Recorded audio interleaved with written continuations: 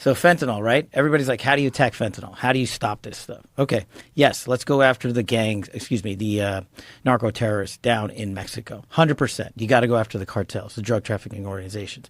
You got to shore up the southern border. The president has done an amazing job at both of those things, made it a priority. So we have decreased the amount of fentanyl being moved around, let's say, right? But not necessarily coming into the United States. So where's the root of the problem? The CCP.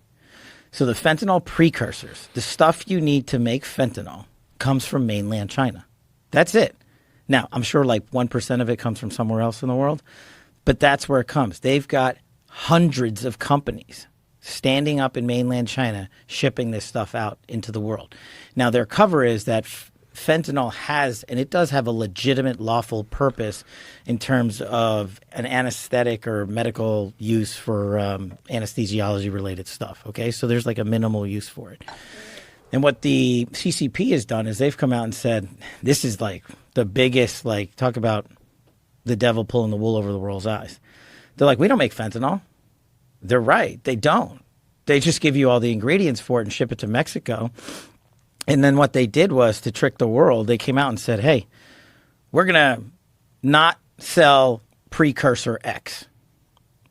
They're like, so now we're out of the fentanyl trade entirely. The problem is there's 14 other precursors you can use to make fentanyl, and they're still shipping all of those. So what we did when I got to the Bureau is we stood up this massive enterprise to go after fentanyl precursor companies in mainland China. And they're probably not going to like that. And what they're doing now to get cute is they're shipping that stuff not straight to here. They're going to places like India, and I'm also doing operations in India.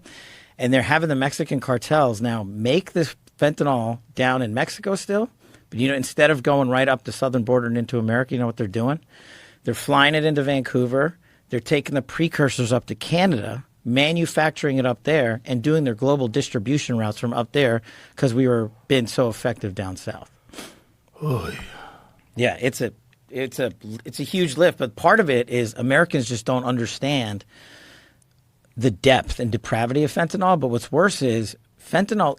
You don't hear of fentanyl deaths in China. You don't hear of fentanyl deaths in India. You don't really hear of fentanyl deaths in England, Australia, New Zealand, our Five Eyes partners in Canada. The Chinese, in my opinion, the CCP, have used it as a directed approach because we are their adversary and they don't like us and we don't like what they're doing when it comes to fentanyl. And their long-term game is this. How do I, in my opinion, kneecap the United States of America, our largest adversary? Well, why don't we go and take out generations of young men and women who might grow up to serve in the United States military or become a cop or become a teacher? And that's what they're doing when you wipe out tens of thousands of Americans a year. It's a long-term plan for them. Oh, that is such a dark, dark thing. It is, but we're on it.